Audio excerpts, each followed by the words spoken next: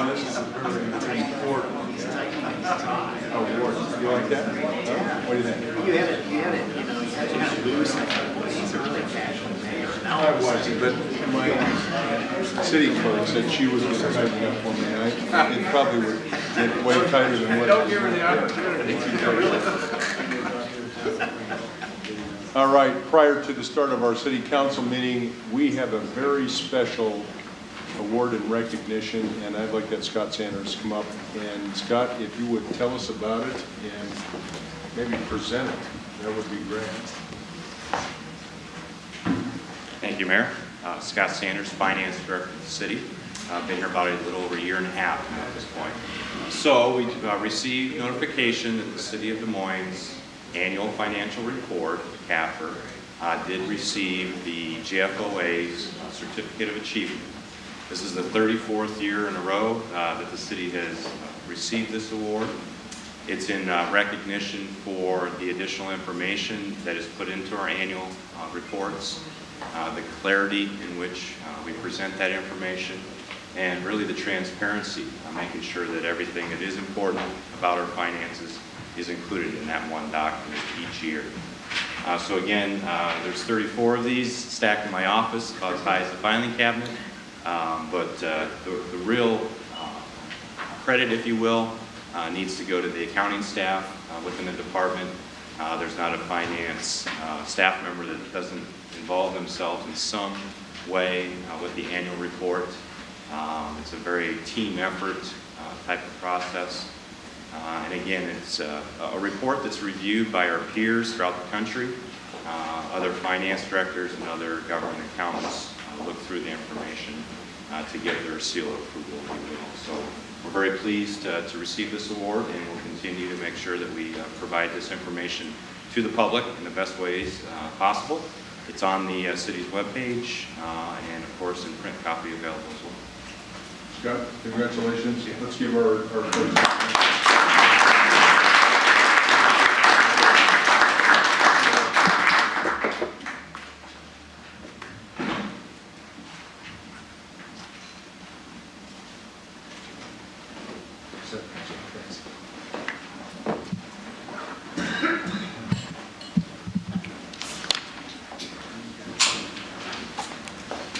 All right, I'd like to, Bob Mahat, if you would come forward, please. We have a very special proclamation, and because Bob has some connection to this, I'm going to let Bob be in charge here. Bob.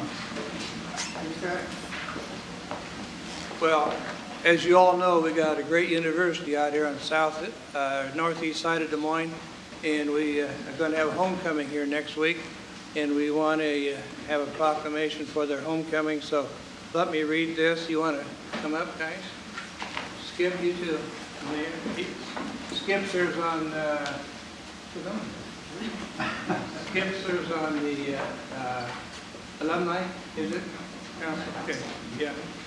And Skip is the one that brought it to my attention and thought it was a good idea. So, whereas Grandview University is a valued part of the Des Moines community, and whereas Grandview University provides a high level of education to their students, and whereas Grandview University has risen to offering master's level degrees, and whereas Grandview University has continued to add more athletics to their program, including college level wrestling, football, and basketball, and whereas Grandview University serves a diverse group of students, and whereas Grandview University has responsibility to increase their offerings and student enrollments. Now therefore, TM Franklin County, on behalf of the City Council and citizens of Des Moines, do hereby proclaim the weekend of October 5, 6, and 7, 2012 as Grandview University Homecoming Weekend. In witness whereof, I have hereto set my hand and caused the seal of the City of Des Moines, Iowa, to be affixed to this 24th day of September 2012. And I want to congratulate them, but not only do they have the athletics that were mentioned here, but they've expanded that into women's and men's athletics so that they are very well known in the NAIA conference. They have been awarded overall championship trophies for all the athletic programs put together. So want to congratulate them all, and we all want to give them a hand. Round of applause.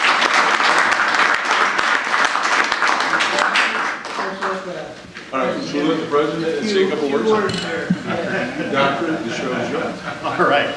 Well, thank you. Mayor, County, members of the council, thank you very much for this proclamation. Just before coming down here, Bill and I were involved in a meeting where we were actually once again reviewing the importance of our partnership here being located in Des Moines and how our location in Des Moines adds value for our students in so many ways that I won't enumerate here. And I hope that we contribute back to the strength of the community through our offerings, not just our educational offerings, but everything else that we do in participation with the community. So we hope that homecoming is one of those. We've proudly partnered with the Des Moines Public Schools to make improvements in Williams Stadium. So we invite all the citizens of Des Moines to come out on Saturday, October 6th for our homecoming football game, cheer on the Grandview Vikings to a victory. But thank you very much for this proclamation. And I think the record right now is 2-1 in the conference. 2-1 in the conference, Yeah, yes. right. So they're doing well. So, right. Well, thank you.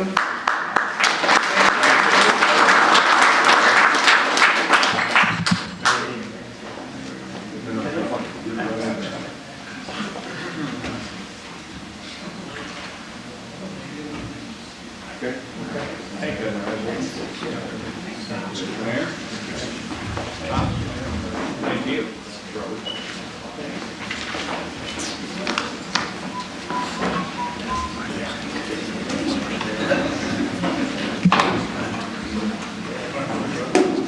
All right, I see some young women out here that need to come forward. So Trudy and Peggy and Pat and Rosemary, everybody's here. You guys are coming forward. We have a special proclamation, but we're going to get a little detail before we read the proclamation. Who's going to be supposed to? Trudy, you're up.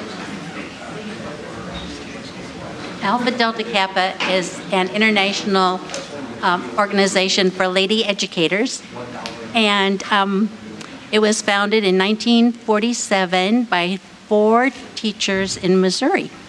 The headquarters are still in Missouri. There are 2 chapters in Des Moines. I'm in the other chapter, and I didn't get the message about wearing a pink t-shirt. I'm in TAW chapter, and these ladies are in Beta chapter. And each of us has approximately 60 members, and all have been educators in the Des Moines Public Schools and surrounding areas, you know, like Ankeny or Johnston. We are altruistic minded, which makes it very pleasurable for me. I appreciate being in that sorority because of that, and this is what we get to do. Nationally, we support Susan B. Komen and St. Jude's Hospital. Locally, we do Shoes That Fit, and we do several walks. Just over the weekend, we did an Alzheimer's walk, and the group of girls were called Pearl's Girls in honor of a grandfather who had Alzheimer's and died with it. We do Toys for Tots, and we do Yes, which is the Youth Emergency Shelter. And all of us appreciate the tours that we get when we go to these places and the warm thanks that we receive. The 3 main goals of Alpha Delta Kappa are to promote, of course, education, and the second one is the altruistic. The third one is world understanding. We have international conventions, we have regional conventions. Our next international convention is going to be in Washington, D.C. Over the July 4th weekend, so that should be kind of a good one, I think. And we do support also Shoes That Fit in Des Moines. That's been our biggie for a long time. Before I read this, I want to thank each and every one of you, not only that are here today, but certainly all members of your organizations for the work that you do to educate our young people. And I think they're the future of our country, they're the future of the city, and certainly we realize that and with utmost and highest respect for the work that all of you have done throughout your careers and to further education of our young people. So With that, the proclamation reads as follows. Whereas women in education constitute a great portion of the nation's workforce and are constantly striving to serve their communities and nations in educational, civic, cultural, and charitable programs leading to harmony, happiness, and peace among all people.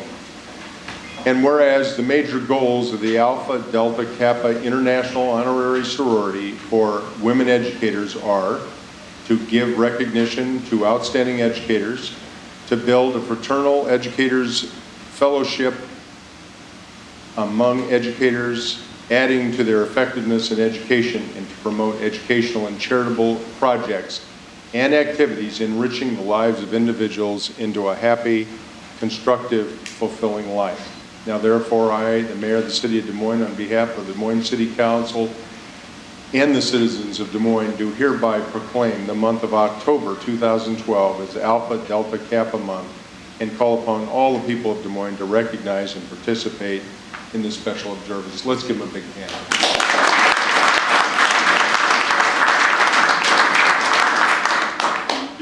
And Laura, let's get it. Let's get it.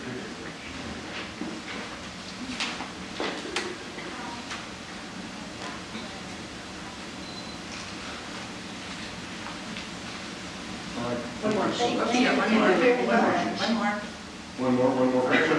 Well, let's shake hands anyway. Thank you. All right.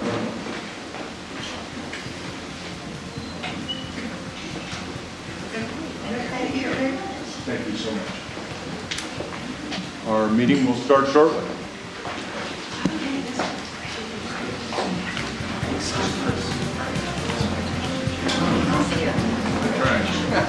You did the work. Good job. I wondered if you were going to put your glasses down.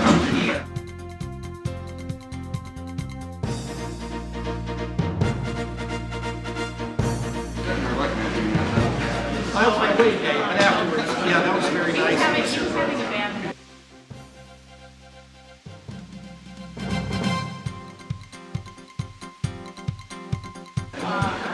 Well, looks like 25 to me. well, I'm going to tell you, I'm thinking that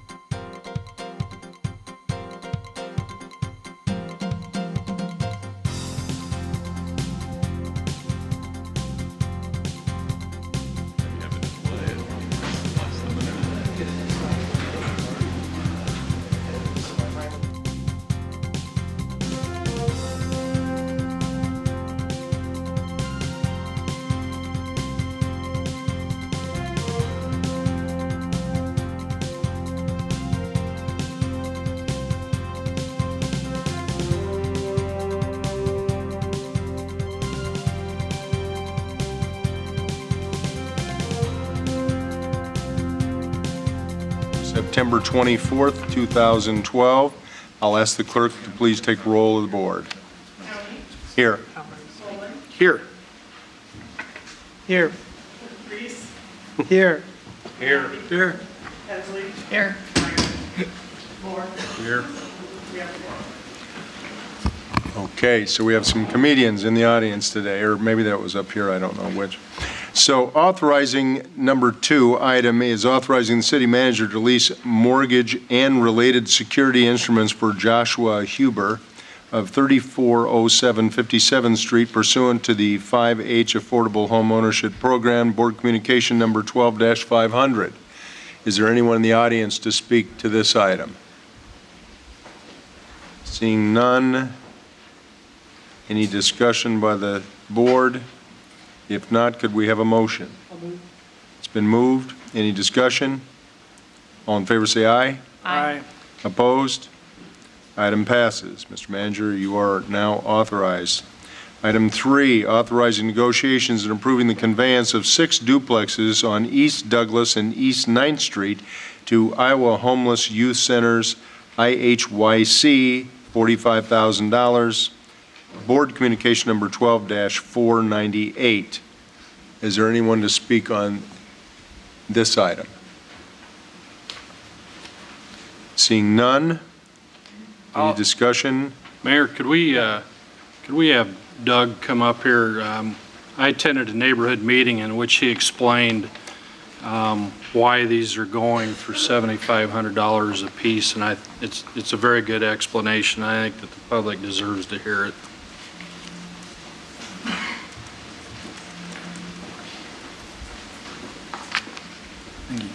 Mayor, County, members of the Des Moines City Council, our Municipal Housing Governing Board, Doug Romig, Housing Services Director.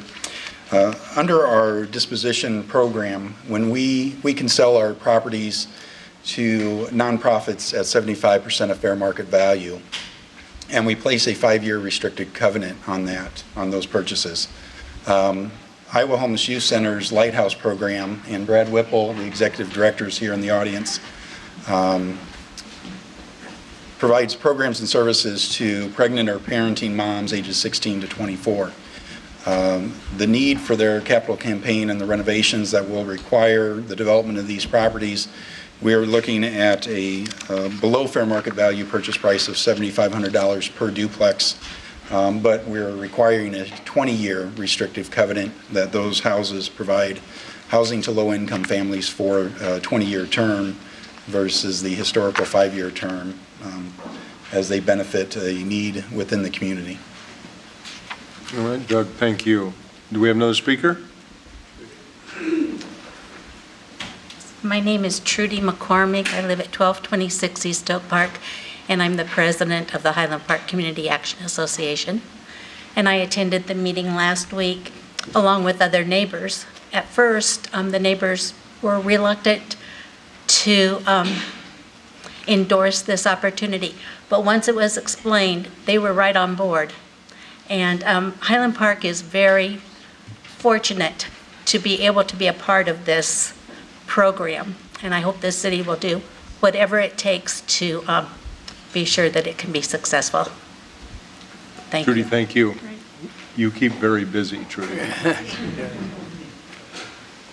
And I might comment on this. I was at the meeting, Skip and I was there, and after they explained that they're going to renovate these, put all new appliances and washers, dryers, and everything in, and teach these women how to take care of a home, and that it's a great program, and I'm certainly going to move this item. All right, any other discussion? Item's been moved. All in favor say aye. Aye. Opposed? Item passes. Could we have a motion to adjourn, please? Move. All in favor? Aye. Opposed? We sit adjourned.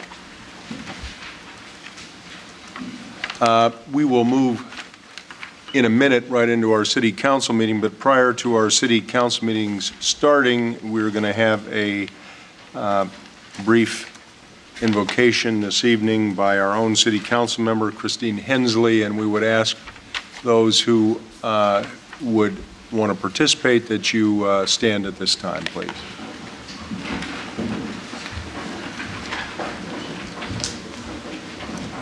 Please bow your head with me.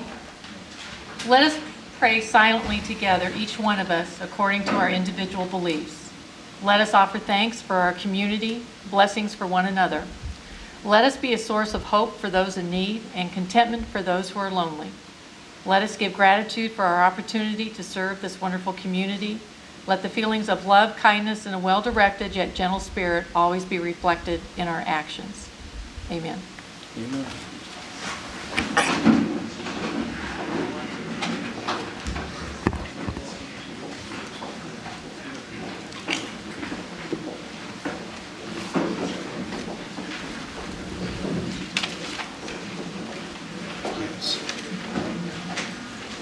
All right, I will ask the clerk to please take roll.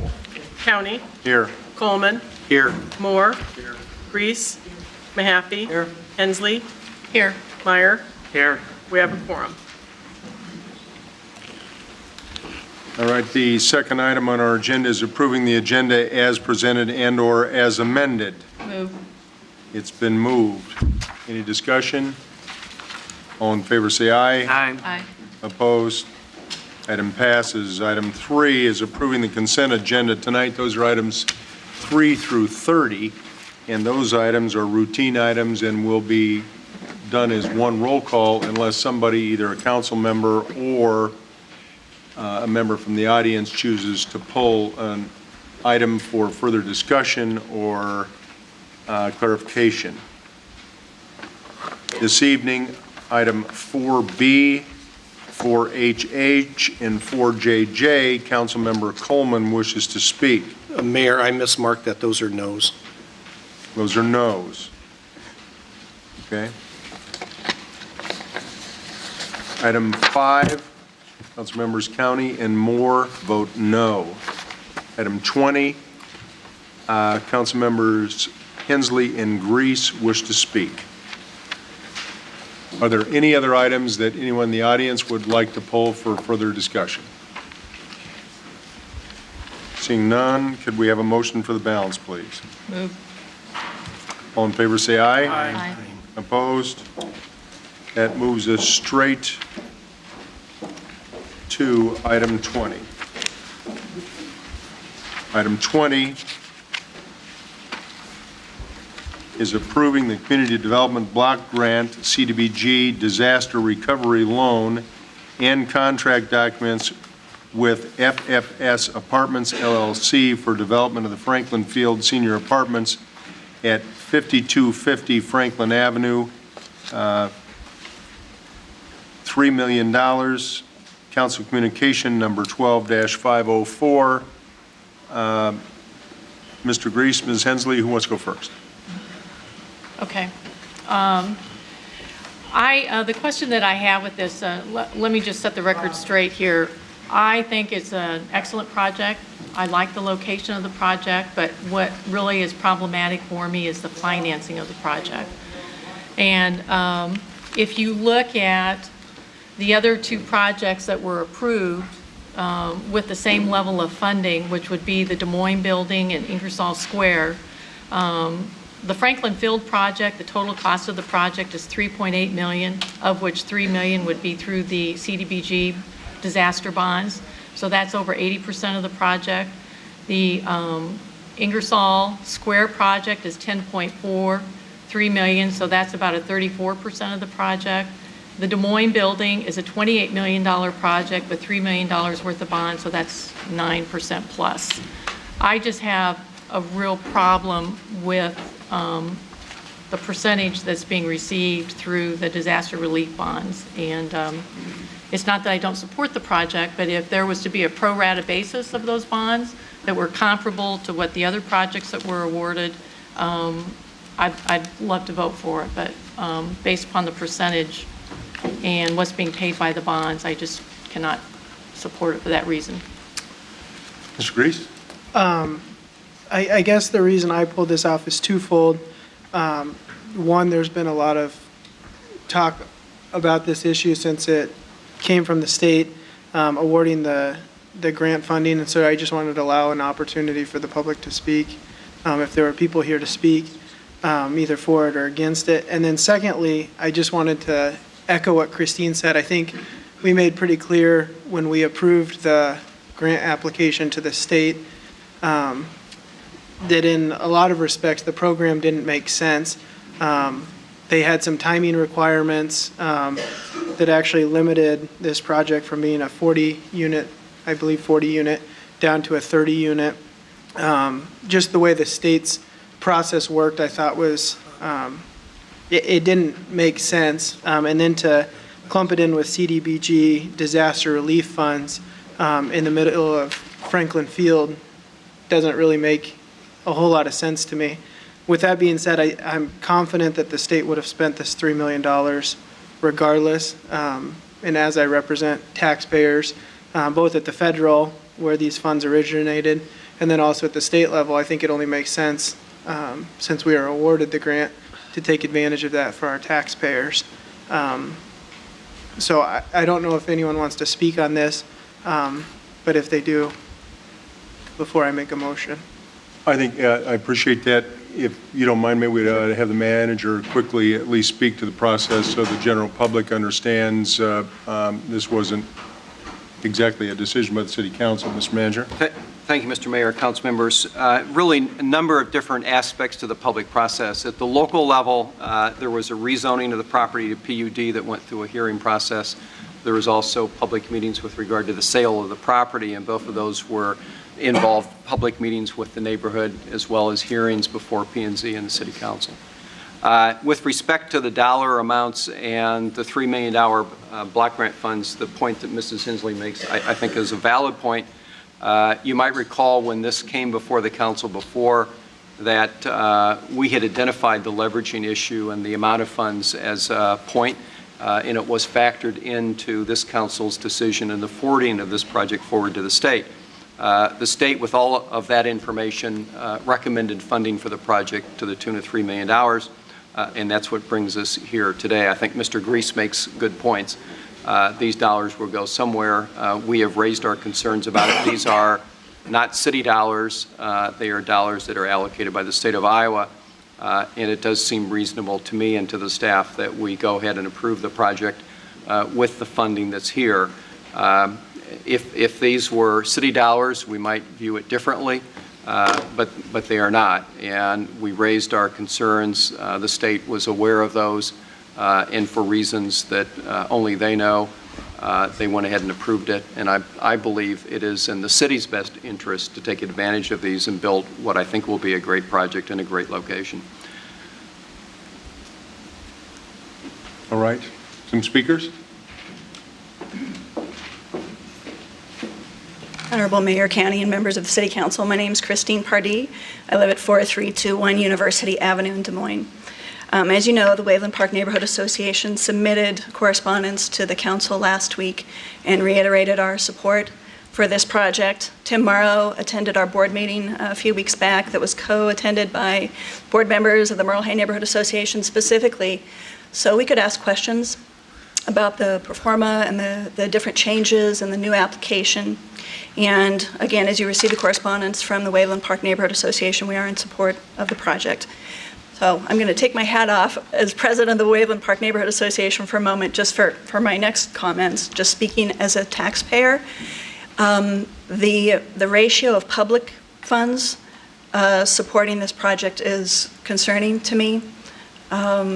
And while personally I absolutely support the project, I think it's a great project, and it's something the Waveland Park Neighborhood Association needs as far as diversified housing, I too would echo what Christine Hensley and Hallie also mentioned as well.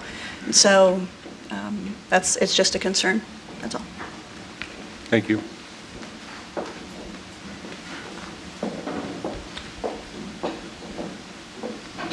Good evening, Mayor and council members. Joanne Hanover, 1406 Merle Hay Road. Our neighborhood board has voted unanimously to support this. We have no senior housing in the entire neighborhood. The only thing we were upset about was we didn't know that all these changes had been made until it was over and done with. And we sent a letter stating that also. We're still in favor of it. And I didn't intend at all to get up here until this other issue came up tonight. Mr. Morrow has assured us that the materials used will be the same as they would have been before it was changed.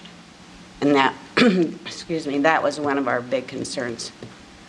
I didn't want to see something that wasn't going to last for 25 or 30 years.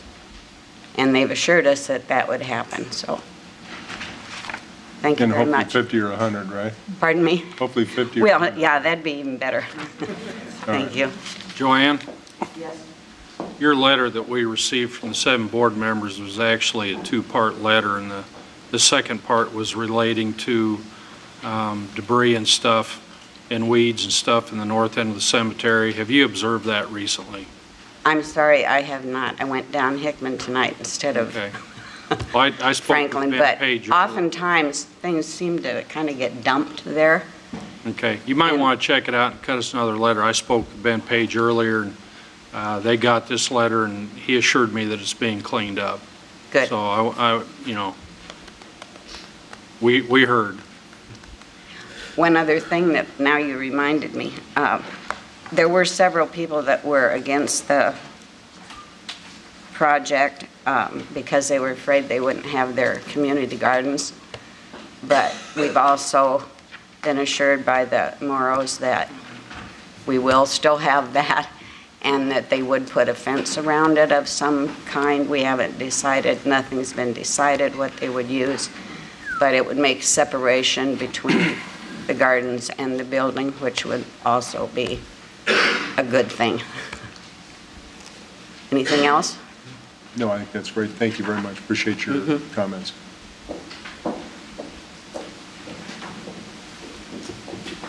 Mr. Mayor and Council, John Morrow, 200 Southeast Granger, Des Moines, Iowa. It seems every time there's a controversy, my son's out of town. So I'm here to try to answer the best I can. In regards to Christine's question, keep in mind this is for senior low income. We don't get to charge the rents that the downtown Des Moines is going to charge. You know, these are rents that have to be qualified by income. So we don't get to say we can make $1,000 a unit. We also have to stay within this so-called budget that's required. So this is a very ticklish thing. So I hear what you're saying, Christine, but this isn't. These are tax credits, and we're trying to follow all these rules to make it very possible for low-income people to be in here. We're still having to go out and borrow $900,000, and we're going to have to work to make that work. We really will. And if it gets under that, then we have some issues. So I hear what you're saying, but on the other side, this is not the Des Moines building. These aren't these other projects where they have the right to say, I'm just going to charge what I want to charge. Having said that, the other thing is this. It's really needed. We have 15 people on the waiting list, and we haven't turned a rock. We haven't done anything yet. The seniors need places to live. They're looking for safe places to be. I'm surprised that we don't have more going on in Polk County. The Iowa Finance Authority turned this project down because they wanted to be in a certain area and we couldn't get the amount of credits needed to build in Des Moines, which was very, very sad because there's a huge, huge problem with the seniors and we need to take care of them. We really do. Having said that, we had to change the size of the building. It came back at $3 million. We could only make so much work. Actually, it's going to be a better building. It's going to be smaller on the ground. It's going to look a lot better. We went through every process that we were asked to go through. And I'm sorry that you're being put in this type of position, but I can assure you this is something that's really needed for this city, and we're going to be very proud of it, and we'll do an excellent job for you. I hope we can move forward because this project has to be moved by November 1, according to the state of Iowa, or we lose these tax credits. And that would be sad. That really would be sad. Having said that, I've been where you're at. I know how it is to deal with these issues. I hope that you will go ahead and support this thing so we can move forward. Thank you very much. Thank you, John. Any other speakers? We have one more. Are you going to speak, Wendy? We'd ask you to come over here. Anybody that's going to speak so we get a sense of what we're doing here? Got two more speakers, and then we'll close the hearing after that. Yes, sir. I'm sure not prepared to speak, but I was Rick Prettyman, Greater Des Moines, Iowa. I just read this, I believe, Saturday about it was very well written by a person of the Planning and Zoning Board for 10 years. And I was really impressed with his work that he had done, and I agreed with him greatly that there's great concerns here about government money being used for basically, kind of a crony inside, not well vetted project, not well presented to the open public, meetings dates being switched. It kind of seemed a lot like the rice field venture with Nancy Sebring and Bosons and the collusion that went on there and the bad feelings that arose out of it. And if no one spoke for what I feel the children's interest, the respect for the cemetery rights, the habitat, that would be a giant loss if no one would come forward and speak for these things. Because I personally used that field and I treasured it. It was a very special softball field. That was the day when people traveled around. There wasn't a softball complex. People traveled around, they met different neighbors. We had great times, and that was a very special field. And to me, it's like, it's bloody murder. You know, it's where where you want the children to play, in the street. This is a growing city. It's going to grow. Why would you ever take over green spaces in beautiful neighborhoods? I mean, that's just totally out of line. It's not planning and zoning, and your planning and zoning commission, which is influenced heavily by all of you, they decided against it. You know, to me, it almost goes to having an instant recall and reset for the whole council.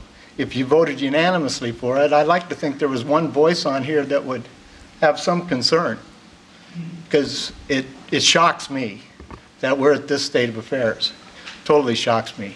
Rick, I appreciate your comments, and everybody certainly has the right to have an open opinion. I think that the piece that was in the paper missed factually some of the issues. This piece of property, and I'm not here to debate with you, but I think that you don't have all the facts, and I don't think the general public does either.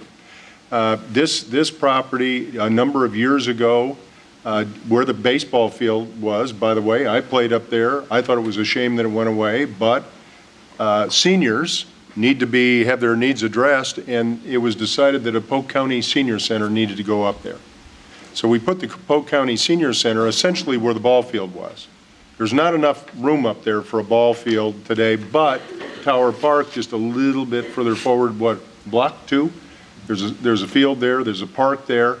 There is the ability to take the walks all the way around the cemetery. We've developed a walking path along 55th Street, I believe, and it goes all the way down to University up to, so it's a safe place for people to ride a bike, take a walk in and out of the park. We've spent a lot of time addressing the needs. You've heard some of the neighborhood folks speak to this particular issue. And I certainly appreciate the point of view of the Plan and Zoning Commissioner. I served with him. Bob Mahaffey served with him. I think Brian Meyer served with him. And we all appreciate his opinion, and it got printed. But I think he left out some of the details, and I really appreciate your reiterating your concerns, because that's what this system is about. It's about this open debate that we have, and we really appreciate generally the public coming in and telling us. And I got to tell you, sometimes we get differences of opinion from the general public that may be different than the outcome of the vote up here. But this thing was cast in stone many years before almost all of us ever began serving on this deal for that particular ball field that you're addressing. So I don't know, recreation's fundamental, habitat I agree with you. Goes beyond Absolutely. housing, and if you don't plan properly, you will never end up with proper spaces where they should be. And this article was well written, and I'm sure he left out a few things, and I'm sure he left out things that could have been more detrimental to y'all. Oh, I don't think so. I think you did a good job with that. He did his best. All right, thank you. Let's go on. We've got another speaker. I'm going to be quick. I was going to address a little bit in that direction, but not specifically that article, because I agree with you, Mr. County. Sometimes people don't tell the whole story.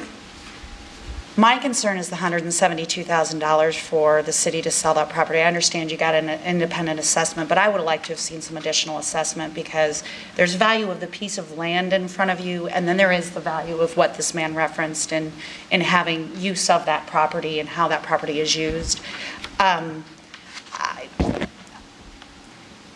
I have some family experience with some development projects in another area, Mr. Morrow, and my other concern is the fact that your recovery cost and the $900,000 that it's going to cost you to build a new project, when I kind of did the numbers at 550 rent, 30 units, assuming an 80% fill rate, which is what my dad would do if he were contemplating a project such as this, he would basically justify the project if he could recoup 80% of his costs within 7 to 10 years. You're going to recoup those costs within 5, if even that long, when I kind of did numbers. And granted, I'm no expert on the accounting field, but I have some experience in this direction, and while I support the project completely, and I apologize for addressing you directly, support the project completely, I think the $3 million, I'm with Ms. Hensley, Ms. Pardee, that, gosh, that seems like a lot of taxpayer money to help pay for it. Or on the other hand, maybe if he could extend the commitment of the lower rent instead of it just falling in line with the requirement for the disaster relief funds. My understanding is it has to stay at 80% or something for what, a year or two? Maybe if there's any way that we could get the Morrows to extend that to maybe 4 years, that the rent has to stay within that limit, since it is so overly funded by taxpayer money, maybe ensure that individual citizens can reap that benefit for a longer period of time than what the block grant requires. Thank You don't need to address it directly, I just wanted it out there. All right, let's close the discussion. Any comments from other people? I think we've got a tentative motion going over here, but anybody else? Just a quick couple of things. Number one, I support the motion if you make it. I'm not quite sure we had this on the record, and I think it would be helpful, Mr. Morrow. The Waveland neighborhood and Merle Hay referenced, I think, 6 or 8 bullet points that you and your son have agreed to, the same materials as before, and, keep, cooperating with the gardens. I mean, you're in agreement with all that stuff? I am. If I may? Yes. And once again, see, Tim is handling all this, but I believe that they had to meet with a separate architectural group that you developed to go over this and to agree that it fit the area and the type of things are going to be used. I mean, we have no problem with any of this. If you would like to see what kind of material we're going to use or et cetera, this will be a first-class building. All you have to do is take a ride down Southeast 6th in Hartford. This is the same 2 buildings. It's just 30 units. And if they aren't one of the nicest looking apartments in this city, they are. They are, and they're first class. And that's the way we built them. So we want no issue with anybody. We want to build something that's very nice, you're proud of, and we're proud of, and the seniors are proud of. So whatever it's going to take to get this thing done, we will do. I cannot address the numbers with that young lady about the 80%. Tim deals with that. I can just tell you that we are not going to come out of this in 5 years. I would love, if that's the case, this would be a coup. This is not a 5-year project. It's a 10-year project. This is a 10-year project that we have to live with. And if things go bad, and if there's no way to guarantee that they won't, they require us to put money away.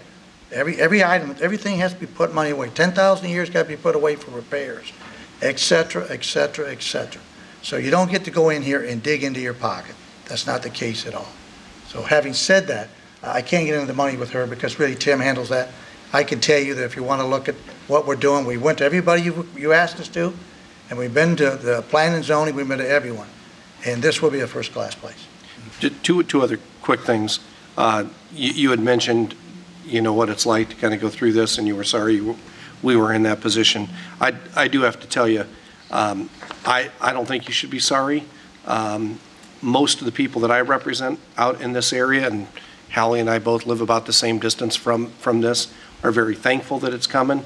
And I think, as you know, I've referred several people who would like to live in a place like this. They found themselves in a position in life where they don't have a lot of options, and something like this can be really good for them. So there is a demonstrated need that's big, and we don't have anything like this out there, and I think that it's really positive. And I'm really glad that Tim especially went overboard the last couple of weeks of making sure that he responded to any of our concerns, mine at least, and to the issues the neighborhoods have. So I'm very proud to vote against it, and there's no hesitation on my mind. Did I say against it? John had a heart attack. I'm voting for it. And one other thing about the money, there was a time as a city we would build these things ourselves through public housing. We'd put people in there, and then we'd have all the cost of upkeep and kicking people out and the legal cost of being a landlord that can be overwhelming. This is a much better way of doing it. And certainly you can find places where $3 million would get more units, but there's always a lot of other things involved as well, like buildings that we essentially give to people, or projects that have already gotten funding that drive down the cost. I think this is a good one for the residents, especially out in Northwest Des Moines. I think it speaks for itself. If you have 15 people, we're confident that before we build this, we'll have it filled. So I think that's what it's all about. So having said that, any other questions? No, I would like to comment. I'm going to vote for it also because I went down to open house to the one on the south side, and it's a delightful place. And, it just serves the needs, and there's definitely a need out here in this area for the senior housing. And I think it's a good project. Thank you. Mr. Manager, if you could make a couple of comments regarding a couple of the statements that were made, maybe at least would put some people's uneasiness abated somewhat. Okay, thank you, Mr. Mayor. Council members, two points were made in the citizen comments I want to respond to. One is that the P&Z Commission on October 20 of 2011 approved a project for a senior citizen project that Mr. Morrow and his son had proposed for a 40-unit project in this location. That was approved by the Plan and Zoning Commission, recommended for approval on a vote of 10-0. The project now has 30 units, so it's a smaller unit, but typically if you're doing something smaller than P&Z approved, that would be considered something amenable to administrative approval. So the P&Z Commission has reviewed it and has approved it. Urban Design Review Board has also reviewed it and approved it. And last comment that I want to make with respect to the value of the property and the $172,000, the city retained an independent appraiser that looked at the property and set the value at $172,000. And we have our own real estate staff headed up by Phil Wagaman. Phil and his staff reviewed that appraisal and made their own determination that the amount was proper and appropriate. So we went to all the appropriate lengths to make sure that the sale price of the property was fair and reasonable, which, by the way, is what the legal requirement is for council to sell property. Okay. Mr. Mayor, if I Yes. could. I guess I just wanted to make a couple points that have been brought up both tonight as well as other places. This notion that somehow the meetings were hidden from people and the process wasn't clear, I just on a fundamental level have a problem with that. I guess that argument is premised on the fact that the council has something to gain by this moving forward or not moving forward. There's no benefit for me or the other council members whether this moves forward or doesn't move forward. So the idea that we do it in secret just to push it through doesn't mesh with any motivation to do so. Secondly, one of the speakers mentioned that I think compared this to bloody murder. I just want to be clear that developing on green space is in no way comparable to murder. I think that's the rhetoric that causes all sorts of problems. Again, I would just reiterate with the public funding, I do have a problem that 80% of this project is funded with public dollars, but it's not our public dollars. I represent the city of Des Moines. I represent taxpayers in the city of Des Moines. And if the state wants to give us $3 million as opposed to giving that money to Council Bluffs or Cedar Rapids, that's not my position to say that that's a bad idea. The money is going to be spent one way or the other. And I think this is a good project, and I think you've heard that both tonight and through the process. At least 2 of the 3 neighborhoods adjacent to this project are supportive of it. I've had very limited, both here tonight as well as through email, phone calls, very little opposition to this project throughout the process. With that being said, I will move this item. I do think it's great for the area. I think it's good for Des Moines, and I would like to see it be successful moving forward.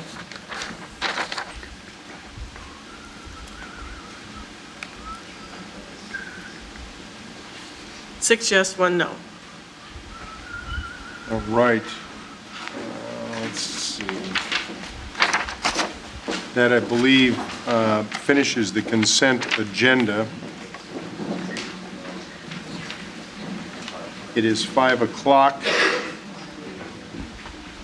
We will open our hearings. Item 31, I believe, has been withdrawn at the request of Mr. Garcia. Move to item 32 on the application of a certificate of public convenience and necessity by Crown Cab Company, Margasa Jana, to operate a taxi cab service with 5 vehicles. Council Communication number 12-519.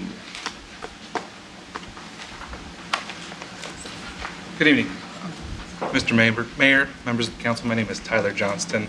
I'm representing Crown Cab Company in this case. My address is 5525 Mills Civic Parkway, Suite 120 in West Des Moines. I will let my client speak for himself on a lot of these matters, but I just want to lay a little bit of foundation. You are an attorney, sir? Correct. Okay. I believe the Crown Cab Company has completed all the requirements that were necessary in order to obtain their license. Based on my client's experience in the field and in other fields, I believe he would be well qualified to run this company here in Des Moines. Based on the changes in the Des Moines population, changes in need and service requirements, we believe that this cab company would also be very necessary here too. And I will let my client attest to more on that matter. My name is Magartha Jana, and it's operator of Crown Taxi Company in Des Moines. We have a lot of immigrants in Des Moines speak different languages. They are hard to communicate with. Cab drivers only speak English language. We used to go to serve around 7 different languages in our company to cover besides to English. We have an Oromo speaker, Amharic speaker, Somali, Afar, Saos, and Kunama language, and the Uru languages. So some of them, they don't speak good English. They need to go to serve somebody, go to operate taxi companies, speak their languages, wherever they need to go, what they needed, and what times they need taxi cabs. Sometimes they get upset from work and the lose of jobs because of a lot of communication, not get of taxi cab on time, a lot of delays.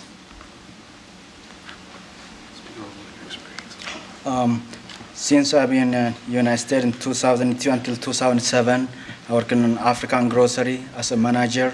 From 2007 to 2009, the company sold. I worked in a Hazelwood, state-operated a healthcare provider, minivan driver in Louisville, Kentucky. So some handicapped people, mentally retired, we're going to drive minivan. From 2009 to 2012, I operate over income tax certified by federal as a Jubilee Income Tax Service, and a B-side of that, I serve as a healthcare provider. My client has also prepared an affidavit from, there's at least 6 different signatures on people that state that there's still a need for a taxi cab company out there, especially one that would be able to speak their language, help provide for their specific needs that they are looking for. We also have some witnesses here too, if you'd like to hear from them, that can testify to experiences they've had trying to obtain a taxi cab in Des Moines. Council? Any questions? I don't have questions. I do have a comment. And I can look at you or my colleagues, I guess. My sense is that the issue of need in our community is not great enough to add more license, and I think that's important because we do need this public service to our residents, and I think the more we dilute the system, the more likely it is that they'll have a hard time succeeding. And so we've approved more than a dozen, either a dozen and a half or 2 dozen new licenses over the last 18 months or 24 months, and I have had 0 complaints since that time, and I feel to a certain degree we've been able to respond to some of the language issues that may have existed beforehand with recent licenses that have been awarded. Mr. Mayor. Question, is it your intent then, if you were to receive this, the license for this, that you would be adding the 5 additional vehicles, or are you going to be acquiring one of the other cab companies? It would be an addition of 5 extra vehicles. But was the original intent to do it through an acquisition of one of the existing cab? I mean, to be perfectly honest, that's what I've heard. This is a new one. Pardon? This is a new one. Brand new one. So you've Yeah. never had discussions with another cab company about acquiring them, and that was why this was originally submitted? Yeah, this is original submitted. I'm sorry? The question is, do you ever talk with anybody else about it?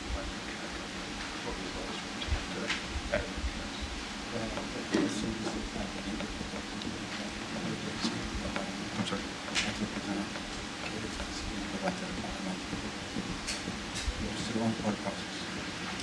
Have you ever talked to anybody else about trying to acquire a different taxi cab company? Taxi companies give good employees for the time, but nobody could give me answer. Everybody keeps secret information. He says the intent has always been to start a new taxi cab company. Okay, so he's not had conversations with other taxi cab companies? No. No. Okay, thank you. If I may, going to the original comment, like I said, we do have an affidavit, we do have witnesses here today that say that there is still a need based on language barriers, other issues. I've got one witness who would testify to losing a job actually because he was unable to get a taxi cab to come to his place at time and get him to his work. Because of that, he's now unemployed. I think there's still quite a few issues like that out there. Unfortunately, I've only been involved in this case a short amount of time. A little bit of research we've been able to do, though, like I said, we do have multiple witnesses that can testify to having issues with acquiring a taxi cab, getting them to where they need to go. Thank you. Any other questions? We have, looks like another speaker or so if you guys would remain in case council has any other questions of you. Appreciate it. Mr. Mayor, members of the council, William Lillis, 317 6th Avenue, Suite 300. I'm appearing on behalf of Yellow Cab and Capital Cab. We did file a letter, Mr. Mayor, last week objecting to the application that's before you. I think the manager's report to you specifically as to the requirements for this applicant or any other applicant to demonstrate the certificate of necessity. We believe that they have not, nor can they meet that burden. The council remembers over the last few years we've had a lot of discussion as to the numbers of cabs. The number of total cabs are 123, made up of our client, Capital, and Yellow. I think it's pretty well spelled out in your manager's letter. And Freedom Cab, City Cab, and also United Cab. Mr. Howe is representing United Cab, and I think Mohammed is here representing himself as far as United Cab is concerned. We have strong objection to the adding of 5 more cabs. We certainly believe that this item has been discussed and that this particular application to add 5 more, frankly, would not be needed, and honestly, I don't think the burden has been met by this particular applicant. We have provided, we believe, over many, many years as to our client, Capital and Yellow, to provide excellent service to this community and so forth. So we'd urge the council to make a finding that the applicant has not answered the critical questions as to whether the existing transportation has not met the public need, that the probable effect of the increased service of local traffic conditions and also the experience and responsibility of the applicant we think would be would frankly just cannot be met. We'd welcome your questions and we'd be happy to answer any questions that council members might have. We'd urge you to turn this certificate down. Okay. Thank you. Thank you. Are there any other people going to speak on this? It looks like we have one speaker. Sir, are you going to speak? Anyone else? Got 2 more speakers here. Yes, sir. Thank you, Mr. Mayor, members of the council. My name is Richard Howe. I'm with the firm of Howe, Cunningham, Lowe, and Kelso, 2824 104th Street, Urbandale, Iowa, 50322. I'm counsel, I'm out of breath, but I'm also counsel for United Cab Limited.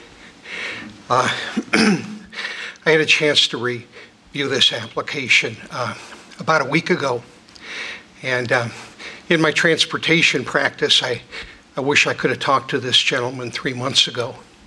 When I saw in the application that he indicated he had no experience in transportation or in the operation of cabs, I worry about the success of the company. I think cab service is very important. I think that's why the city regulates it. And as a public service commissioner, some years ago I looked into it, and many cities do, because they think reliable service is very important to the public. Very difficult to start at the top. Had the gentleman called me, I would have told him, you're not ready, you're not prepared. You should work in the industry. If you want to, at some point, drive a cab, then get a job doing that and figure out how it works. You can't run a cab company when you've never driven a cab, never dispatched a cab, never taken a claim, never set rates, never worked with drivers. These things are difficult and they take time to develop. I'm also a little concerned about the need for service. I think we have 123 cabs now, and I'm sure Mr. Lewis reviewed with you a little bit about the study that was done and resulted in the article in the paper about the difficulty some people are having in making a living if the city has too many cabs. Cab service is important. Its reliability is crucial to the city. Generally, I'm not very comfortable protesting because I help a lot of people get into business, but I try to do what I can to make sure that they have a reasonable chance of success. And that's all that I have. If anybody has any questions, I'd be glad to respond to them. Anybody have any questions? Can we just have somebody from city staff verify that there's absolutely no experience that was listed on the application?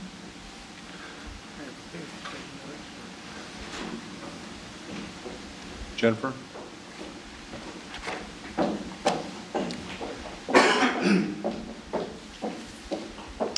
Mayor's member of the council, Jennifer Bohack, city traffic engineer. We had asked the applicant to specify their experience, and they specifically stated that they had no prior experience operating a taxi cab or other transportation type service. Okay, so would that be highly unusual based upon previous applications? It's my understanding in the past that many have either come from having a background in the field, whether being a driver and or had had some of that history in their background. So that is not typical to what we see. Okay, thank you. Any other questions? Anybody? Thank you. Thank you.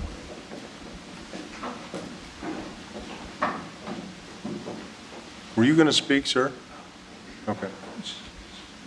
All right, let's go ahead and close the hearing. Any discussion? Thoughts? Motions? I would move forward with a motion to deny the application right now based upon the lack of experience, and would encourage you to look at gaining some of that experience and coming back and addressing the problem, or addressing it with us in the future. But not having experience is really problematic for me. I do believe I concur with Councilmember Coleman's comments, and I think the need is being met, and I'd like to have a little more information in that regard. But at this time, I'm going to make a motion that we deny the request for the license.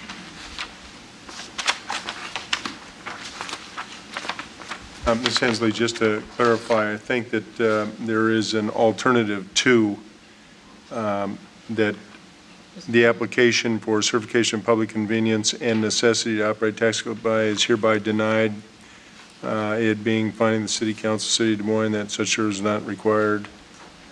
That is my motion. Okay. Thank you, Jeff.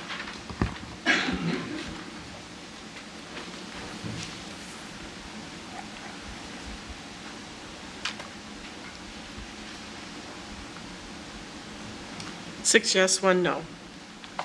All right. That takes us to item 33. On the conveyance of an overhang electrical line easement to Mid-American Energy Company upon the city-owned property located on the eastern edge of Guthrie Avenue Detention Basin, $100, and to continue to October 8th council meeting at 5 p.m. So the motion here is to continue. I'll move 33.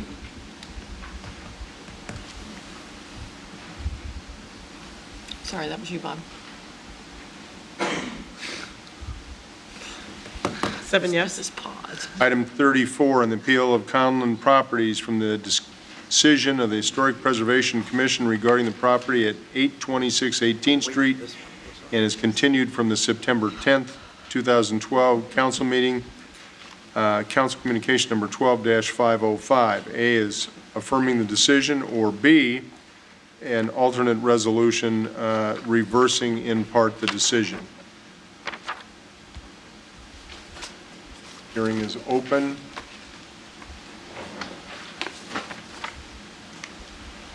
Anyone want to make any statements? Yes, thank you.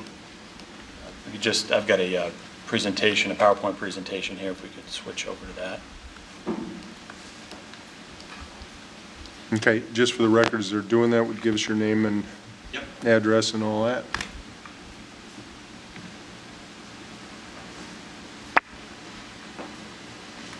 Matt McKinney. My address, I'm an attorney with the Brown Winnick Law Firm. My address is 666 Grand Avenue, Suite 2000 here in Des Moines, Iowa. I'm here representing Conlon Properties with respect to their appeal from the Historic Preservation Commission's decision that requires Conlon Properties to incur double the cost to replace windows at the 826 property. Hold on one second.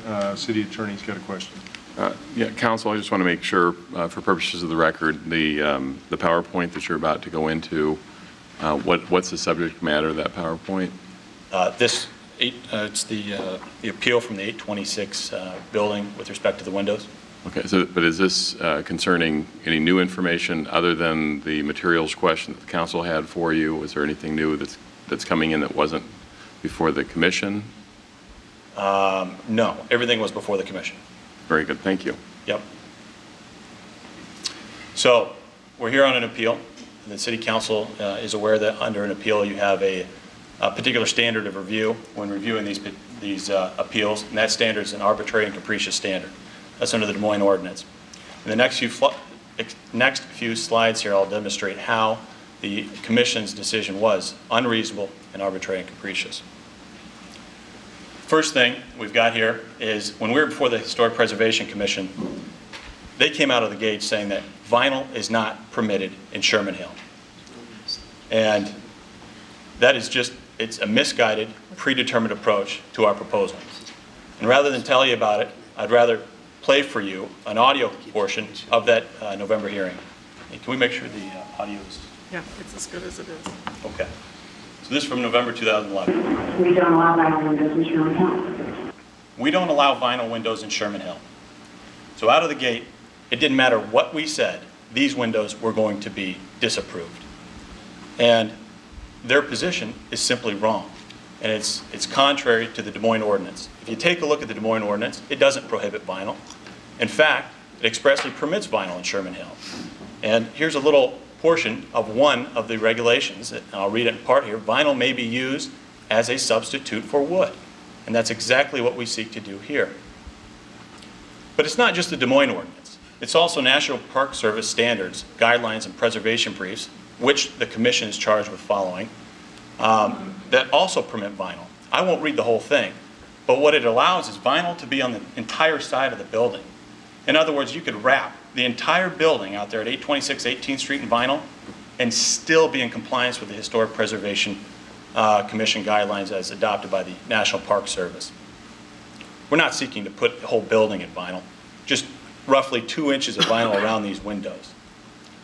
So the takeaway is their position out of the gate that vinyl is not permitted in Sherman Hills is just inaccurate. It's contrary to the ordinance, and for that reason it's arbitrary and capricious. But it doesn't stop there. In fact, it goes to cost. Now we've talked about cost in the past, and cost is an important consideration anytime you're dealing with construction, whether it's new construction, repairs, or remodeling. You've got to consider cost. If you don't consider cost, you don't have your head on straight. Well, unfortunately, the commission refused to consider cost. And again, you don't have to take my word for it. Just listen to what the commission had to say in November 2011. We made our presentation. Color is not our purview, and neither is cost. We don't care how much they cost. It's not our problem. We don't care how much they cost, is what the city, the Historic Preservation Commission is telling the citizens of Des Moines. They don't care how much it costs. Again, the standard is arbitrary and capricious. It's clearly unreasonable to ignore costs, especially in an economic time like this, when people in the city of Des Moines are struggling to make their mortgage payment, and now you tell them you got to replace your window, and we don't care how much it costs. And I just add here, this is a picture of a home in Sherman Hill. If we're going to double the cost of maintenance and repairs, this is what we can expect. This home, sadly, and it's my understanding, is a home of a member on the Historic Preservation Commission, somebody trying to explain what needs to be done in the district. If we were to double the cost of repairs like this, I doubt that we're going to see any changes. So what would be the standard? What would have been appropriate? The standard under the code is reasonableness. And what is reasonable? Well, let's take a quick comparison of the two. On the bottom left, we've got the proposed windows. Now on the bottom right, other windows that are currently in Sherman Hill. Durability. The proposed windows are more durable. They have a higher DP rating. In other words, they withstand stronger wind, rain, and snow events. More efficiency. Higher R and U values. What does that mean? It's objective evidence of the superior quality of the vinyl. Safety. The vinyl windows are more safe. Double locks as opposed to single locks. Maintenance on a vinyl window is next to nothing as compared to the fibrous wood that expands and contracts, that rots, that needs painting and caulking. And finally, design is identical. Dimensions are identical. Color is identical. And finally, the overall appearance is identical. If you just look at these factors right here, clearly the proposed windows are more reasonable than the wood. But of course, that doesn't take into consideration one of the most important factors, cost. Cost for the wood windows is over double the cost for the vinyl windows. I see I'm out of time. We've got another 45 seconds. Thank you. More than double for the wood windows. So to require Conlon Properties to put in lower quality, less efficient, less safe windows at more than twice the cost, we believe is not only unreasonable, it's arbitrary and capricious. Now we've talked in the past, I'm not going to get into it in detail. We've got a non-historic windows here. There's no dispute that those windows that we're seeking to replace are non-historic. This is a steel-sided building. You can tap on it and it tings.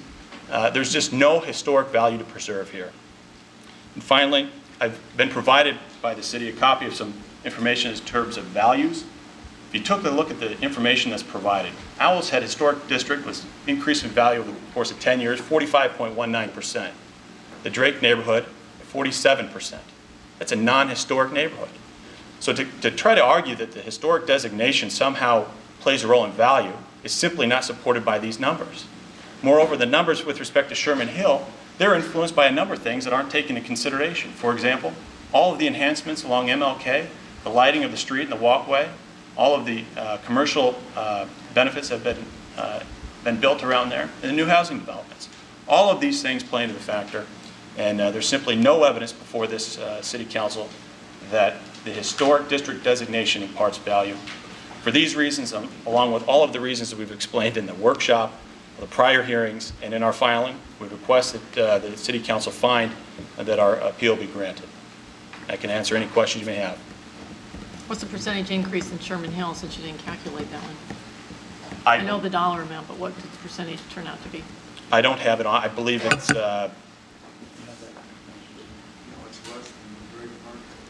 yeah, I don't have that information. I mean, I don't have it with me. I can try to search through it. Right. Okay, thank you. All right. Any other questions? Matt, you'd made the statement about costs that in this time people are struggling to make their mortgage payments. You're not suggesting Mr. Conlon's having problems making his mortgage payment, are you? I'm not, what I'm suggesting is that for the commission to completely disregard costs, it's clearly unreasonable. And the standards require them to consider costs. It's not just the fact that they're not considering it, it's that the standards require them to do so and they didn't. And I think it's an important consideration that not only the commission should consider, but also the council. Matt, are these, what's the period of time on the percentage increase that's indicated here? I believe it's 10 years. And this information was provided by Mr. Van Essen on, I believe, last Thursday. And I think they went back 10 years. These are assessed values. Okay.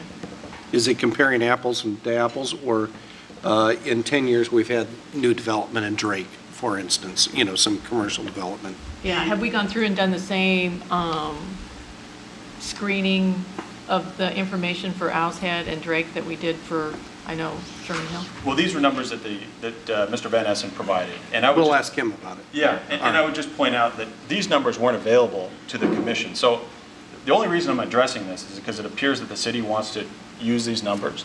And they weren't provided to the commission at the time that we were there. And so I quite frankly don't think it's proper to be considered now. But if it is considered, it's clear that there are a number of things that play a role into the value. Let me just add to that, Matt. In fairness, I believe these numbers came about because Mr. Conlon made the comment that there had not been a significant increase in property values in Sherman Hill. So that was what we were trying to demonstrate. Okay. I'm not sure why they were, I'll take your word for it, but I don't know. Thank you. Thank you.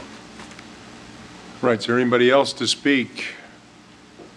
We'd ask that anybody that would like to speak, please get on the south side of the room here. Jack Porter, 815 18th Street, Des Moines, Sherman Hill. Mayor, members of the council, I rise to ask you to once again support the recommendation of the Historic District Commission.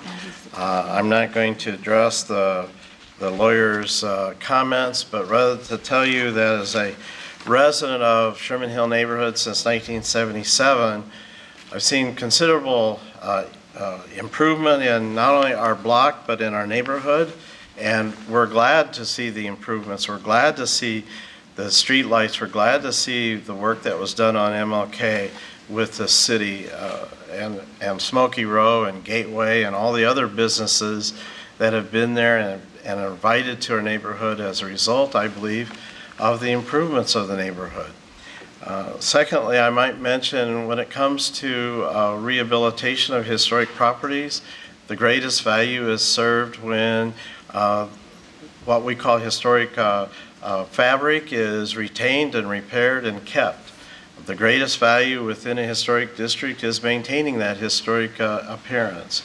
And time again, we've seen the greatest value, the increase in value, and the return of that investment be paid for over and over. It's not a panacea, I'm not saying that, but our neighborhood has shown that by increase in values, it's because people have invested and maintained and kept the historic appearance. Thank you.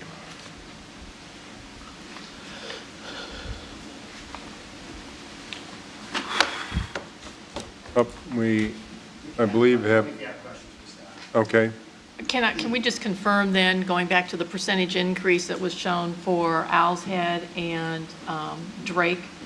And then it's my understanding that the Sherman Hill number was 64%. Mayor, members of the council, Jason Van Essen with the city's planning staff. That is correct. The numbers that we had for the Sherman Hill district are 64% increase from 2001 to 2011.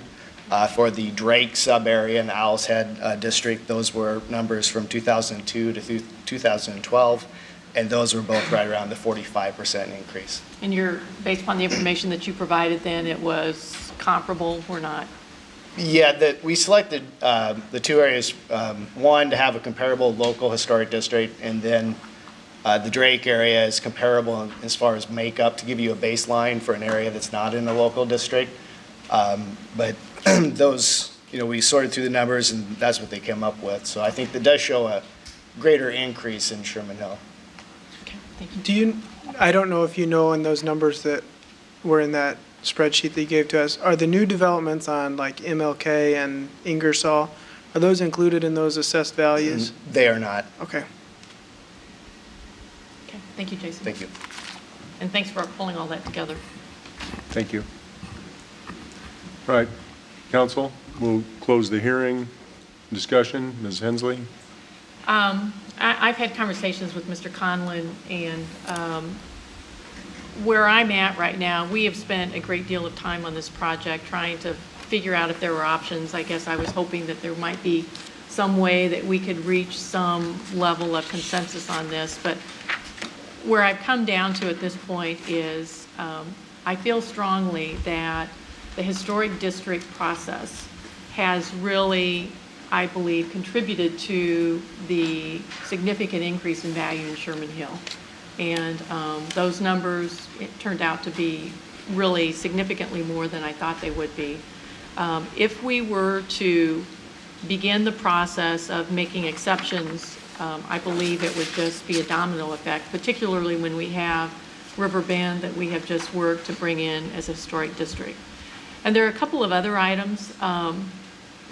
I believe that there's been a process to identify the criteria, and I know Mr. Conlon has done other projects in Sherman Hill, and I just am not supportive of overturning the historic district on this particular project.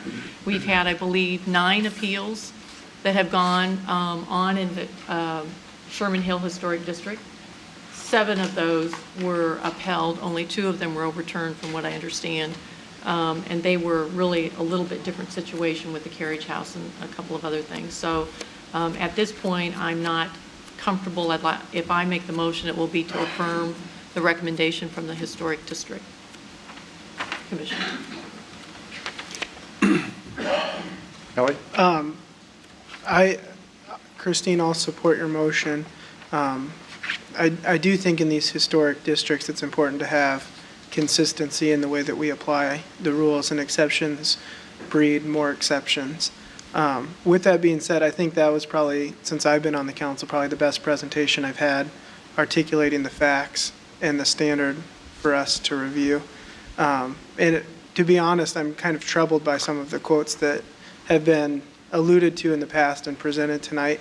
And perhaps as an amendment to your motion, I would like to have either the city manager or city legal review the standards that the Historic Preservation Commission should be applying to these projects, so that it doesn't come to us in this format where we are in a position of determining whether the decision was arbitrary and capricious. So I would like that standard maybe to be, I don't mean they need to have a weekend retreat to go over the standards, but that the standards are clearly articulated to them. I am troubled by some of the comments that were made. And I'm very comfortable with that, and it ties in, I believe, to previous discussions we've had with some education orientation for various boards and commissions. And I'd just say that I agree, Hallie, and because we've had that discussion not only on this particular one, but up on I think Arlington or something right there off the river on one of those houses.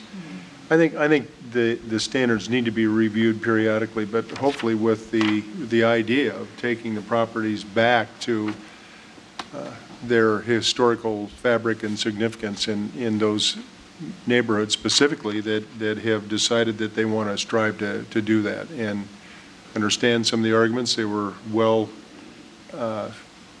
pointed out and well stated, but I agree that I think that at this time we have to give and continue to give the authority to the Historic District group. While I do believe that they need to review some of their standards from time to time to meet the ever-changing technology and market, but it is of this vote, I think that's where I am. I disagree, and I'll tell you, I disagree pretty strongly after the testimony over the last several weeks, or months, or years, however long this has drug on. I'll tell you first off why.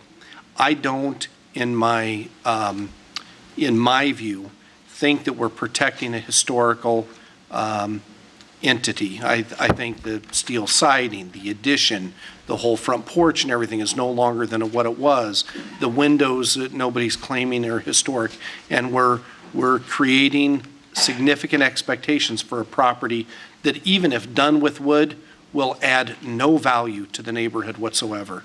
The fact that the windows turn to wood when we require nothing else to be transitioned back to what it was when it was a historical state, I think is an inappropriate use of our power as a city council and as a city. And I feel strongly about that. I'll tell you the other reason why I feel strongly, and I told this to Mr. Conlon. If this was a poor, single, parent-led family before us asking for a little relief on a $12,000 expense to refix a house, I'd almost bet my career here we'd vote 7-0 to allow her to continue on because of the financial hardships. And I think it's kind of crazy that Mr. Conlon has spent the kind of money he has to fight this over the last couple of months. I shared that with you too in private, when he's probably spent darn near as much as it would have taken to put the windows in that the historic district wants. But in this case, I think he's fighting a battle that can make our city stronger. From the very first time that we had it here, I suggested we revert it to the Historic Districts Commission. I wasn't comfortable at the time, to make sure that we didn't set a precedent that just simply allowed vinyl, but that we allowed them to write and recommend some procedures that didn't make it a slippery slope. And I think there's some things, I identified some of them today, that I think could keep this from being a slippery slope. As Christine said, we've granted an appeal of 25% of those applicants that have come before us. And I think that's probably, and I voted for about 25% of them and supported the rest of them. I'm not anti our Historic District Commission, but I don't think as we expand these districts around the city, we can create for poor families in neighborhoods that need a nice place to live an expectation that to live there is going to cost them a significant amount of money. If this had a historic value, I'd feel much differently about this. But in this case, I think if it was anybody but Mr. Conlon or someone of his wealth and stature, if it was someone here, we would be supportive of this because we would see that the cost of this really did have a profound impact on that family. That's my thoughts.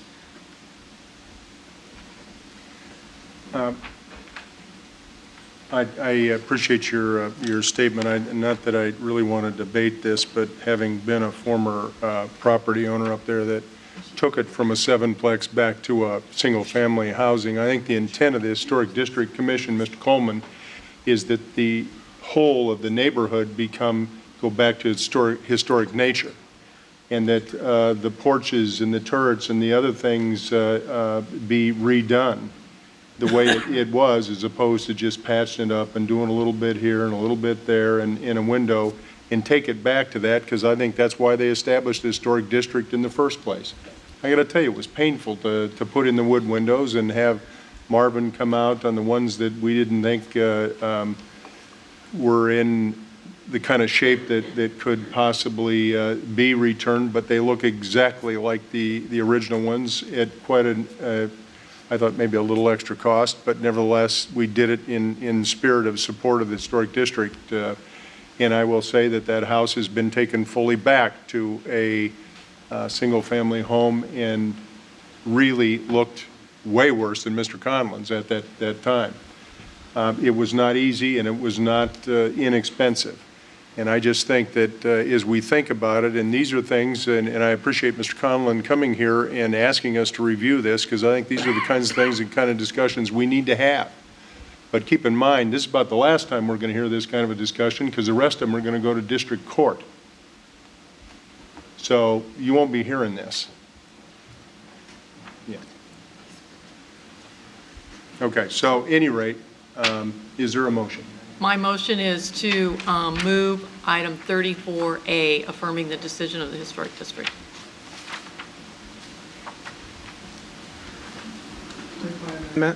With your amendments, yes, thank you.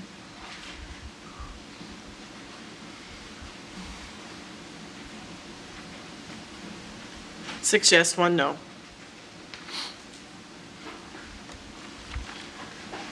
$35 on the 2012 ADA Sidewalk Ramp Program, Contract 2, resolution approving the plan, specifications, form of contract documents, engineer's estimate, and to receive and file the bids, and designating the lowest responsible bidder as MPS Engineers, PC.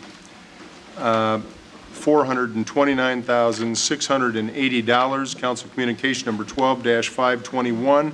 A is approval of the contract and the bond. Is there anybody in the audience to speak to this item?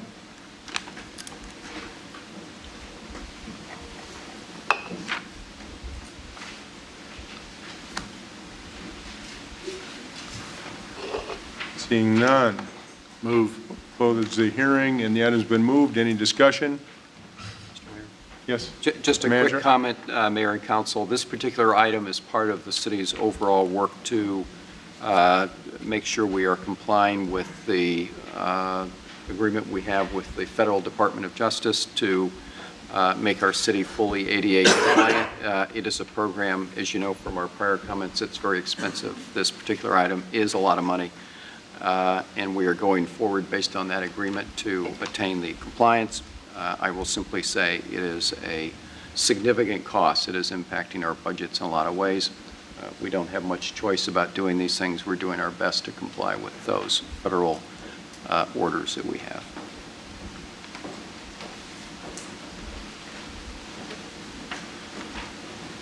Seven yes.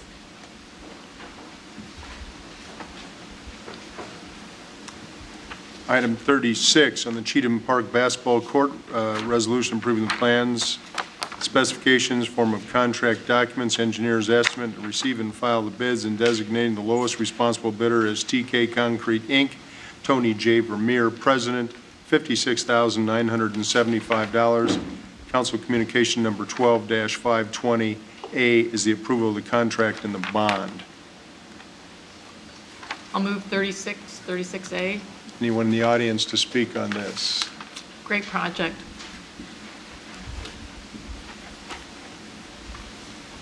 Seven yes. That ends the hearings at 5:45.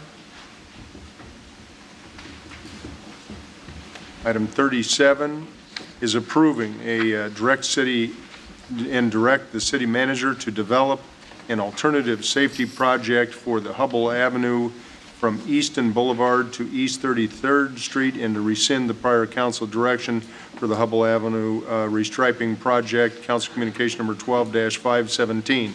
Mr. Manager, would you like to address that, please? Thank you, Mr. Mayor and council members. At your council meeting on August 27, I believe it was, the council voted to rescind a proposal to restripe Hubble Avenue from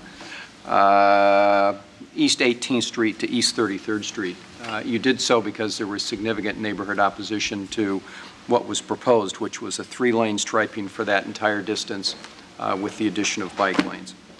Since that time, we had begun to look at various alternatives to that would be different from that action, and the staff has identified a variation on that theme that would call for a 3-lane configuration essentially from Easton to East 33rd Street with no bike lane. It is our suggestion this evening not that you take final action on this, but rather that you authorize us to go back to the neighborhood, discuss it with property owners, have a full discussion with folks about it, and then bring it back to you with a recommendation at that time. We are not asking for final approval this evening, but we do think there are alternatives to what was rejected before that might be viable and hopefully acceptable to the neighborhood. Just in terms of the numbers, there was a state grant that was originally approved for $360,000, I believe. I'm looking at Jennifer. This particular project would cost about $220,000 of state funds, so it does allow the city to retain some, not all of that state grant that we had before. We do think it's appropriate. And one last thing to say about it, this is a project that's all about traffic safety. Our goal here is to do nothing more than to make the streets safer, to reduce the number of accidents, and we think there is great virtue in trying to do that. We understand that these are difficult. We understand these projects impact property owners, and that it's very controversial at times, but we do think it is worth a second effort, a second look to see if the project can work and be successful in the neighborhood. So again, this is not a final action. It is simply our request that you allow us to go back and look at this alternative approach, meet with the neighbors, develop a final proposal, and then bring it back to you at a future council meeting for your review and approval. One last item, if you read the blue letter, it is suggested here, and of course this would be based on the neighborhood meetings, but it's suggested that this could be approached as a pilot project. That is, that you would not put permanent striping down. It would be sort of a temporary striping that could be placed on the street. You could run that for a matter of months and see how that works, see what the neighbors think about that, and then at that point, so perhaps sometime next year, make a final decision to put permanent striping down. So that pilot approach is one that allows us to test the concept a little bit before you make a final decision. It is something that you used on Ingersoll, if you might recall. You went through about a one-year test period there before you made a final decision that did give you a chance and the city a chance to see how well the proposal worked. So that is our suggestion here. Again, we're simply restarting the process. We're not asking for any final action this evening.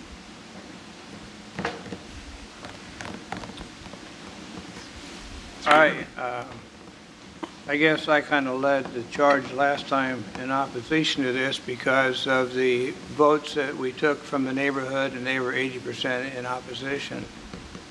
But I'm not one to say that we shouldn't take a trial and bring it back to the neighborhood and let them again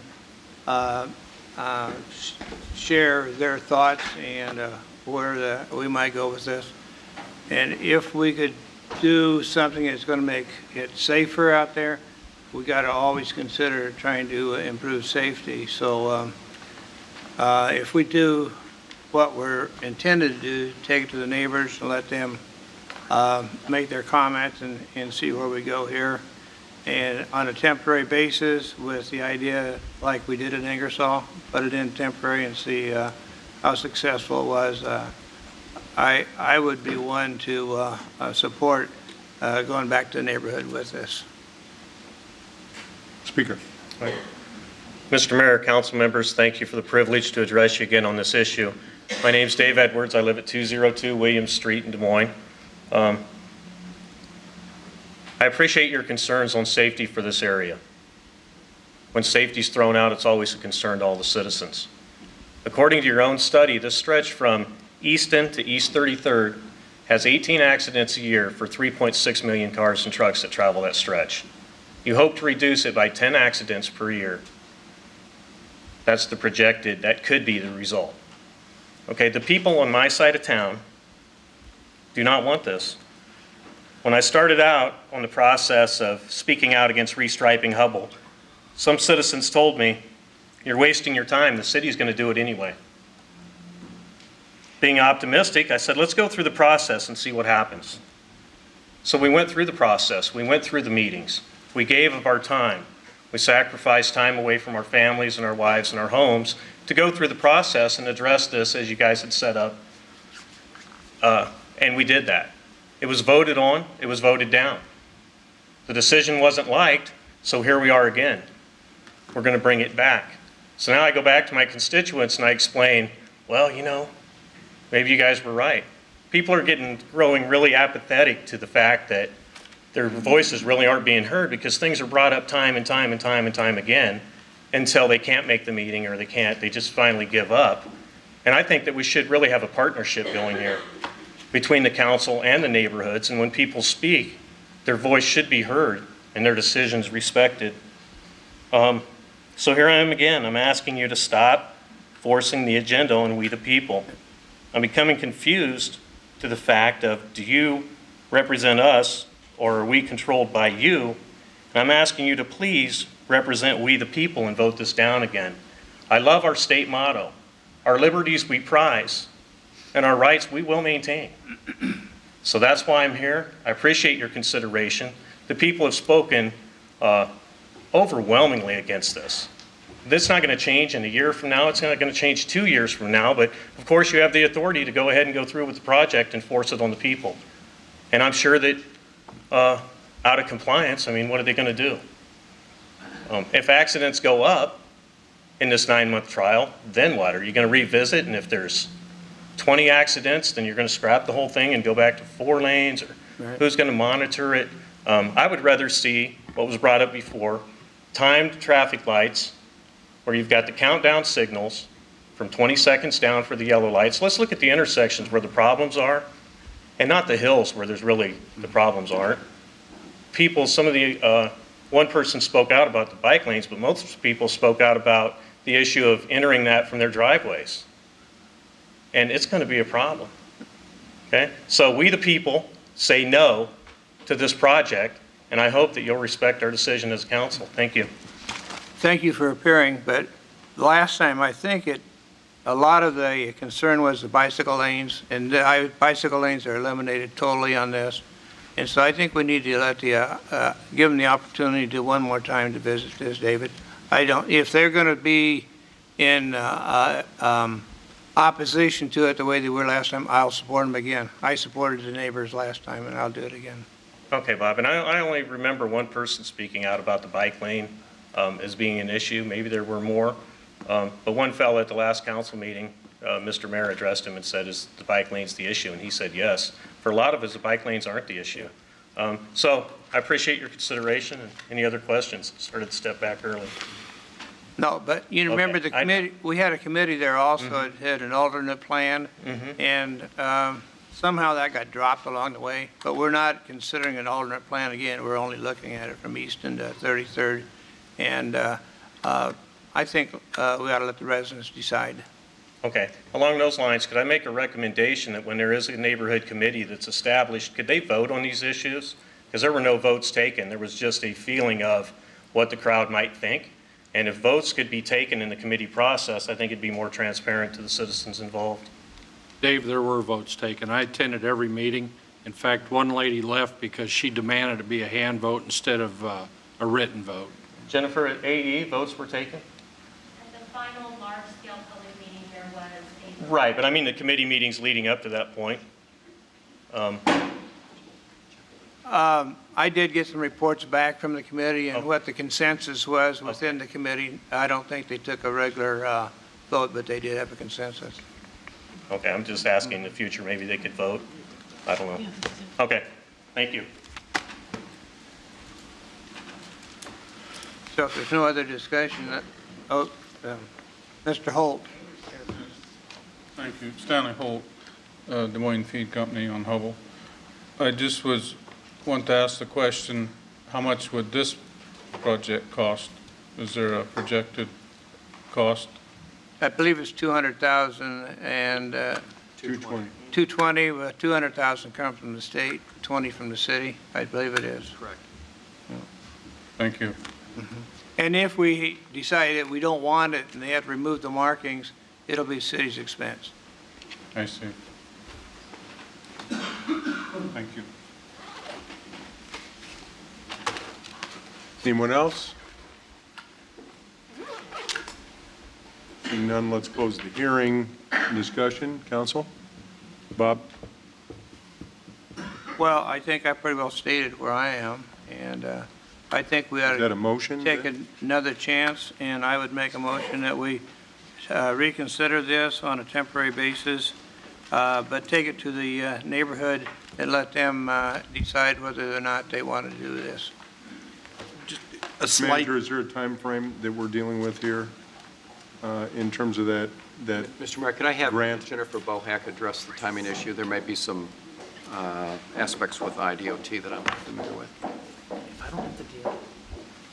Mayor, members of the council, Jennifer Bohack, City Traffic Engineer. As far as timing, that neighborhood meeting would likely occur this fall. Any restriping, if a temporary solution our restriping were to move forward, that would not happen until spring of 2013. Likely then an evaluation period over 9 months to a year to take us till we can capture summer, fall, and winter. Those were times of concern with this 3-lane section, what we heard before. And then we would reevaluate. And if it was chosen to move forward with final striping, that would be spring, summer of 14. Bob, could you clarify exactly what you're suggesting? Are you suggesting that we talk to the neighbors before they do this restriping, or? Definitely, yeah. It needs to have their input and their thoughts before we would go forward with this. Whether we may still decide not to do anything, but. Whether temporary or not? Right. Okay. Just a slight clarification, I was listening carefully earlier. It'd be great if the business community out there was included as well. I think sometimes, and I know these guys represent that, but that's been a safety concern, I know, voiced by the business operators as well. Right.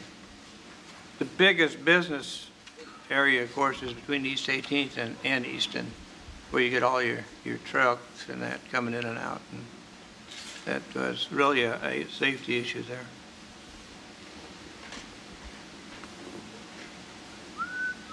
6 yes, 1 no. All right. So we're going to have some neighborhood meetings. Right. Are we?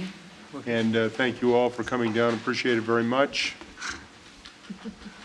If somebody give me a motion to adjourn. Move. All in favor? Aye.